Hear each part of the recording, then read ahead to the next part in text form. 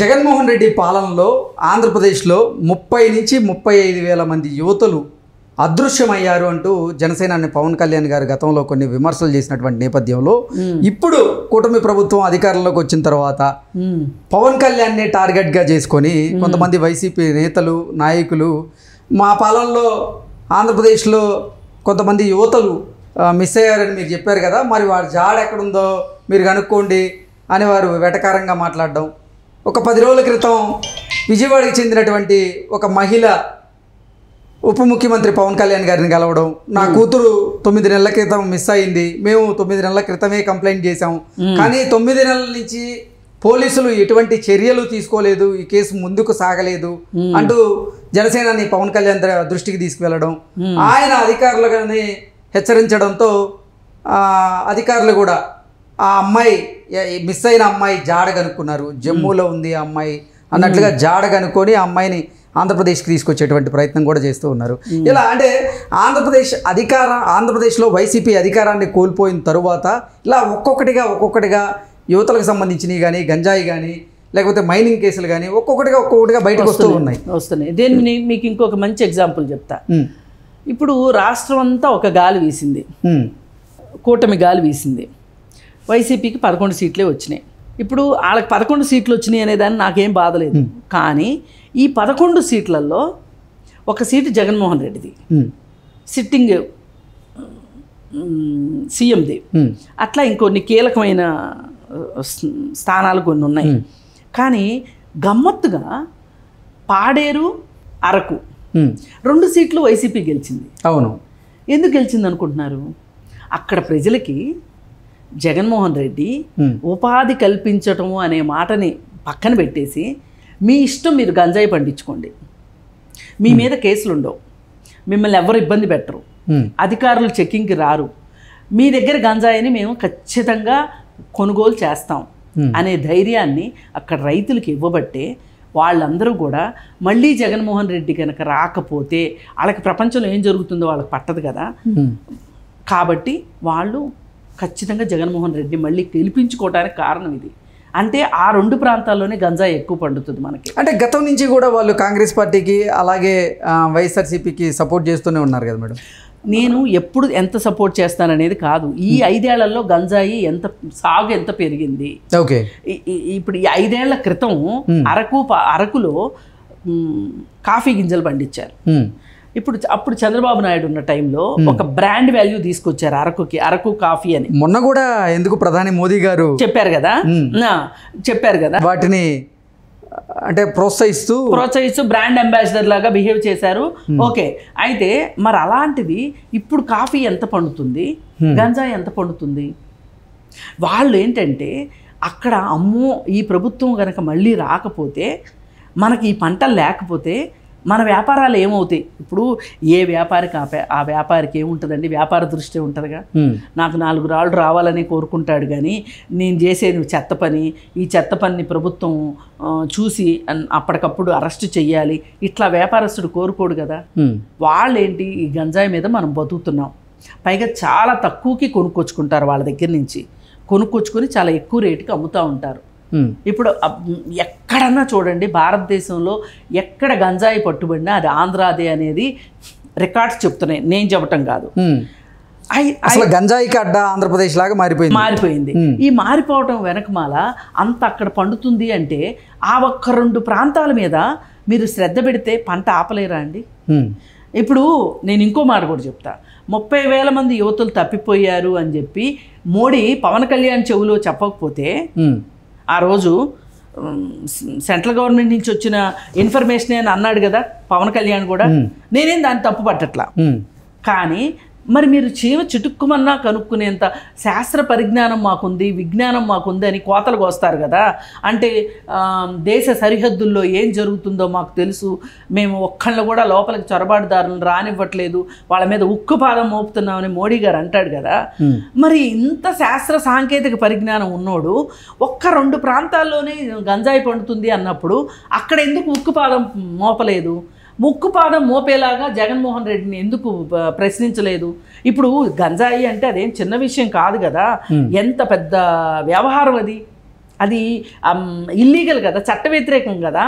మరి చట్ట వ్యతిరేకమైన దాన్ని మీరు ఎట్లా ప్రోత్సహించారు?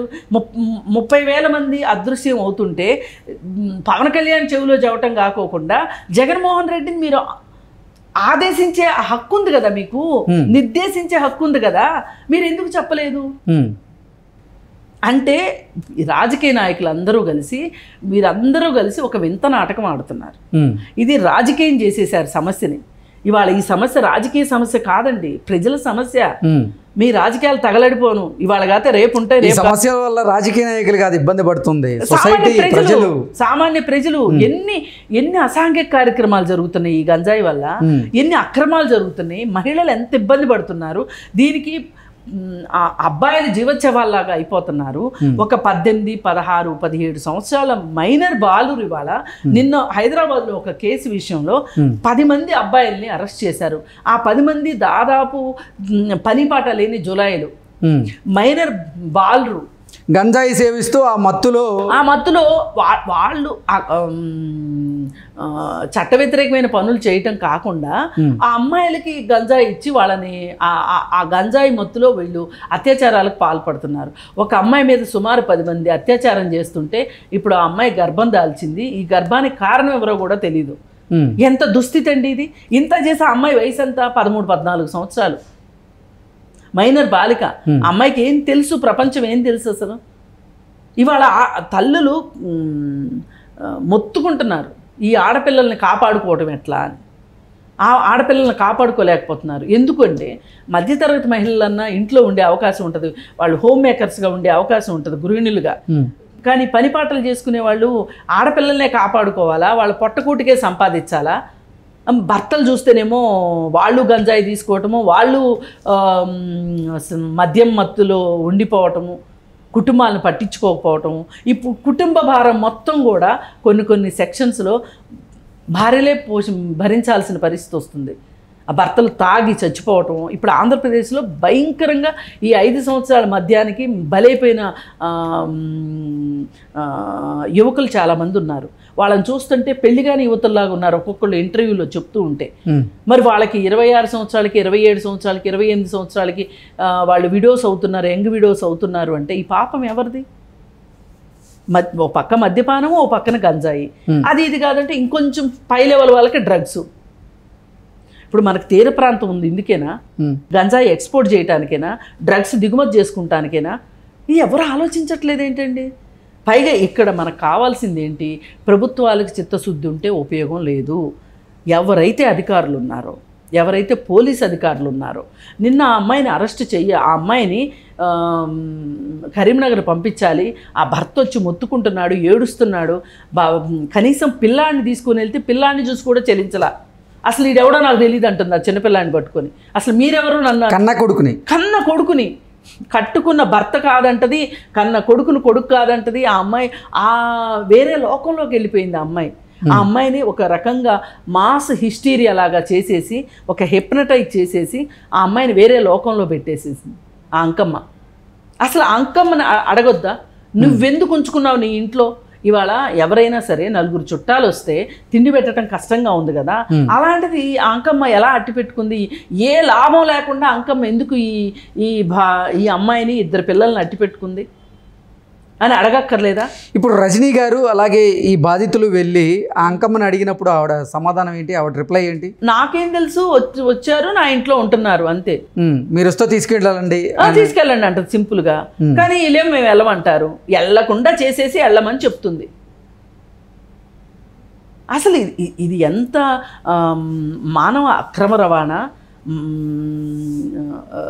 నిషేధిత గంజాయి, ఇట్లాంటివన్నీ ఇంత అక్రమాలు జరుగుతూ ఉంటే పోలీసులు చేమకుట్టినట్లేరండి. అసలు పోలీసులు కదా ఫస్ట్ మారాల్సింది. నేను అదే అంటున్నా. ఇప్పుడు వైసీపీ ప్రభుత్వం పోయింది అంతే, కానీ అధికారులు పోలా. అధికారులు అదే బుద్ధిలో ఉన్నారు, ఇంకా అదే మత్తులో ఉన్నారు. వీళ్ళు కూడా ఒక గంజాయి మత్తులో ఉన్నారు. ఈ రోజు నేను అసలు ఆ భార్యని పిల్లల్ని పంపించాల్సిన బాధ్యత పోలీసులకు ఉందా లేదా అని గనక మనం చూసుకుంటే ఖచ్చితంగా ఉంది. మరి పోలీసులు ఏమంటున్నారు? పోలీసులు మంచిది, అంకమ్మ మంచిదని సర్టిఫికెట్ ఇస్తున్నారు అంకమ్మకి. ఆమె రానంటుంది కదా, ఎట్లా నువ్వు మీ ఆవిడ రానంటుందయ్యా, ఎట్లా తీసుకెళ్తావు నువ్వు? బలవంతంగా పంపించాలా? అలాంటప్పుడు ఏం చేయాలి? స్టేట్కి అప్పచెప్పాలి. స్టేట్ అంటే ఎవరు? ఆంధ్రప్రదేశ్ ప్రభుత్వానికి అప్పచెప్పాలి. వాళ్ళని అంకం ఇంట్లో ఎందుకు ఉంటుంది అసలు? అంకం ఇంట్లో ఉండటానికి వీలు లేదు. పైగా ఒక భార్య ఎవరైనా సరే భర్త నుంచి విడిగా ఉండాలి అంటే ఒక కారణం చూపించాలి.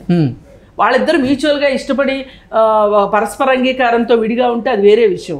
కానీ భర్త కావాలి అనుకుంటే భార్య వెళ్ళడానికి వీల్లేదు. కాదే మనం అలా అని బండగా చెప్పడానికి వీల్లేదు. భర్త ఏదైనా ఇబ్బందులు పెడుతుంటే నువ్వు పోలీస్ కేసు ఏమన్నా పెట్టావా? భార్య భర్త మీద కేసు పెట్టాలిగా. 498 లేకపోతే డొమెస్టిక్ వైలెన్సో ఏదో ఒకటి పెట్టాలి కదా. పైగా ఆమెకు కుటుంబం ఉంది, తల్లిదండ్రులు అన్నదమ్ములు ఉన్నారు. వాళ్ళింటికి వెళ్తుంది. కానీ కష్టం వస్తే ఎవరో తెలియని అంకమ్మ దగ్గరికి ఎందుకు వచ్చి ఉంటుంది అని ఒక చిన్న కామన్ సెన్స్ పనిచేయట్లేదు. ఒక తర్కం లేదు, కామన్ సెన్స్ లేదు, ఏమీ లేదు. చట్టం అంటే ఏంటండి? లా అంటే నథింగ్ బట్ కామన్ సెన్సే. ఇప్పుడు మీకు నాకు అర్థమవుతుంది, ఆ పోలీసులకు ఎందుకు అర్థం కాలేదు చెప్పండి? వాళ్ళకి ఏదో లాభం లేకపోతే ఈ చైన్ బ్రేక్ చేయాలి. ఇప్పుడు ప్రభుత్వం చేయాల్సింది ఏంటంటే అర్జెంటుగా అంకమ్మను అదుపులోకి తీసుకోవాలి. ఇప్పుడు అంటే అసలు ఈ గంజాయి మీద ప్రభుత్వాలు కఠినమైనటువంటి చట్టాలు తీసుకొస్తున్నప్పటికీ ఈ ఘటనలు పునరావృతం అవుతూనే ఉన్నాయి. మనం విశ్లేషణ చేసుకుంటూనే ఉన్నాం. ఇది చాలాసార్లు కూడా మనం విశ్లేషణ చేసుకుంటాం. ఇప్పుడు ఒకటండి, చట్టాల దారి చట్టాలది, ప్రభుత్వాల దారి ప్రభుత్వాలది, రాజకీయ నాయకుల దారి రాజకీయ నాయకులది. అందుకే నేను అంటున్నా, రాజకీయం చేయాల్సిన విషయాలను రాజకీయం చేయండి. మీరు రాజకీయ నాయకులు కాబట్టి మీకు ఆ హక్కు ఉంది. కానీ ప్రజల సంక్షేమం దగ్గర మట్టుకు, ప్రజల బాగోగుల విషయంలో మట్టుకు, వాళ్ళ ఆరోగ్యాల విషయంలో మట్టుకు మీరు రాజకీయం చేయొద్దు. అన్ని రాజకీయ పార్టీలు ఒకటే మాట్లాడండి. ఇక్కడ ఇప్పుడు వైసీపీ పార్టీ కావచ్చు, తెలుగుదేశం పార్టీ కావచ్చు, కమ్యూనిస్ట్ పార్టీలు కావచ్చు, లేదు అధికారంలో ఉన్న తెలుగుదేశం జనసేన పార్టీ వీళ్ళు కావచ్చు, అందరూ ఒక మాట మీద రావాలి. ఇట్లాంటి విషయంలో మనం భవిష్యత్ తరాలను ఎలాగా చేసుకునేది అని. గంజాయి మీద కుపదం మోపాలి అంటే అందరూ కలిసి రావాలి. సరే, వాళ్ళు 11 మందే ఉన్నారు కాబట్టి వాళ్ళకి అసలు ప్రజా సమస్యలతో పని లేదు అనుకుంటే కూడా వాళ్ళని వదిలేయండి. మీరెందుకు చెయ్యరు? అధికారులను ఎందుకు క్లాస్ పీకరు? అధికారులకి మార్చండి, అక్కడి నుంచి అధికారులను షఫ్లింగ్ చేయండి. ఈ చైన్ బ్రేక్ అవుతుంది. ఇది ఒక పెద్ద వటవృక్షంలాగా అయి కూర్చుంది. దీన్ని బ్రేక్ చేయాలా అక్కర్లేదా? దానికి వేళను కత్తిరించండి. అంటే ఎక్కడి నుంచి ఎవరెవరు దీనికి కనెక్టింగ్ పీపుల్ ఉన్నారో వాళ్ళని కట్ చేస్తే అవుతుంది కదా. అంటే దీనికి కావాల్సింది ఏంటంటే చిత్తశుద్ధి. వీళ్ళకి మహిళల మీద కావచ్చు, వీళ్ళు ఏంటంటే ఏం ఆలోచిస్తున్నారంటే మహిళలు అనగానే వీళ్ళు ఏదో సమాజంలో వేరు అనుకుంటున్నారు. ఈ మహిళే ఒక కుటుంబంలో ఉంటుంది. ఇప్పుడు అతను ఎందుకు కరీంనగర్ నుంచి భార్య కోసం వచ్చాడు? భార్య కావాలనుకుని వచ్చాడు కదా. సరే, పోతే పోయింది అని ఇంకో పెళ్లి చేసుకోవచ్చుగా. అతను ఎందుకు వచ్చాడు? అతను తన పిల్లలు ఉన్నారు, భావించాడు కాబట్టి భార్య అమ్మ మీ చదువులు పాడైపోతున్నాయి అని ఆక్రోశిస్తున్నాడు. ఇప్పుడు ఆ పిల్లలకి చదువుకోవాల్సిన నిర్బంధ విద్య చదవాల్సిన అవసరం అయితే ఉంది కదా. ఇవేవి పోలీసులకి సెన్సిటైజేషన్ లేదు. ఇప్పుడు ఆ బాధితురాలు అలాగే ఆ ఇద్దరు ఆడపిల్లలు ఎక్కడున్నారు మేడం? అక్కడే ఉన్నారు, అంకమ్మ దగ్గరే ఉన్నారు. తండ్రితో రావడానికి నిరాకరించారు. అంకమ్మ దగ్గరే ఉన్నారు. పోలీసులు కొంచెం మాతో పంపించండి అంటే కుదరదు అన్నారు. అలా కాకుండా ఇప్పుడు ఈ చట్టపరంగానైనా సరే వాళ్ళని భర్త దగ్గరికి చేర్చే అవకాశం ఉంది. లేదు భర్త దగ్గరికి వెళ్ళను అన్నారనుకోండి, వాళ్ళని ఏదైనా ఒక రీహాబిలిటేషన్ సెంటర్లో అయినా పెట్టి ప్రభుత్వం బాధ్యత వహించాలి దీనికి. ఇప్పుడు వాళ్ళకి ఒక రకంగా కుటుంబం లేకుండా అయిపోయింది. ఏంటి, ఉన్న కుటుంబాన్ని కాదనుకున్నారు. అంకమ్మ కుటుంబం కాదు. అలాంటప్పుడు ఎవరు వీళ్ళని దగ్గరకు తీయాలి? ప్రభుత్వం దగ్గరకు. అవును. ఇప్పుడు ప్రభుత్వ సంరక్షణాలయాలు బోలెడు ఉన్నాయి ఆంధ్రప్రదేశ్లో. ఏదో ఒక సంరక్షణాలయంలో ఆమెను చేర్పించి, పిల్లల్ని చేర్పించి, వాళ్ళకి అవసరమైన వైద్యం చేపించి, ఇప్పుడు వాళ్ళు ఏదో లోకంలో ఉన్నారు, ఏదో లోకంలో విహరిస్తున్నారు. వాళ్ళని తీసుకుని వచ్చి వాళ్ళకి కౌన్సిలింగ్ ఇచ్చి అవసరమైతే మందులు వాడి వాళ్ళకి గంజాయి అందకుండా చేస్తే చాలండి. 10 రోజులు విత్డ్రాయల్ సిమ్టమ్స్ ఉంటే దానికి మందులు ఉన్నాయి. వాళ్ళనైతే ఆ మహమ్మారి నుంచి బయటికి తీసుకురావాలి, ఆ రాక్షసు నుంచి బయటికి తీసుకురావాల్సిందే కంపల్సరీగా. తీసుకురాకపోతే ఇప్పుడు వీళ్ళు బయటకు వచ్చారనుకోండి, ఇట్లా మిస్ అయిన కుటుంబాలు ధైర్యంగా ముందుకు వస్తాయి. మా ఇంట్లో నుంచి ఒక మనిషి వెళ్ళిపోయారు. అసలు ఈ అమ్మాయిలు అక్రమ రవాణాకి వాలంటీర్లు కొంత కారణం అని ఆ రోజు పవన్ కళ్యాణ్ అంటే ఇంత ఎత్తులు లేశారు. ఇప్పుడు చెప్పాలి కదా సమాధానం. ఈ అంకమ్మ ఎవరు? అంకమ్మ వాలంటీరే. అంటే వాలంటీర్లు చేసే పని ఇదా?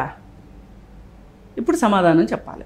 ఓకే, ఏది ఏమైనా మనం మాట్లాడేది మనకి రాజకీయాలతో పని లేదు. రాజకీయ నాయకులు ఎట్లా పనిచేయాలని మాత్రమే మనం అడుగుతున్నాం. వాళ్ళకి ఏమి హక్కు ఉందో, ఏమి బాధ్యత ఉందో మనం చెప్తున్నాం. వాళ్ళ మీద ఈ బాధ్యత ఉంది, ప్రజలకు అడిగే హక్కు ఉంది. వీళ్ళేమో హక్కు మర్చిపోయారు, వాళ్ళు బాధ్యత మర్చిపోయారు. ఇది పెరగాలంటే ముందు పోలీస్ శాఖలో సంస్కరణలు తీసుకుని రావాలి. సమస్య పట్ల చిత్తశుద్ధి ఉండాలి. ఇప్పుడు ఈ మొత్తం పాపానికి కారణం జగన్మోహన్ రెడ్డి అయితే ఒక కారణం. అక్కడ హ్యూమన్ రైట్స్ కమిషన్ ఉందో లేదో మాకు తెలియదు. ఉన్న ఉమెన్ అండ్ చైల్డ్ వెల్ఫేర్ సంబంధించి మహిళా కమిషన్ ఉంది. మహిళా కమిషన్ ఏం చేసిందో మరి తెలియదు. వీళ్ళందరినీ కూడా బాధ్యుల్ని చేసి ఏదైనా ఒక కేసు పెట్టాలండి వీళ్ళ మీద. ఓకే, అసలు అర్జెంటుగా ప్రభుత్వం సుమోటోగా తీసుకోవాలి ఈ కేసుని. Okay okay madam, thank you so much. Thank you.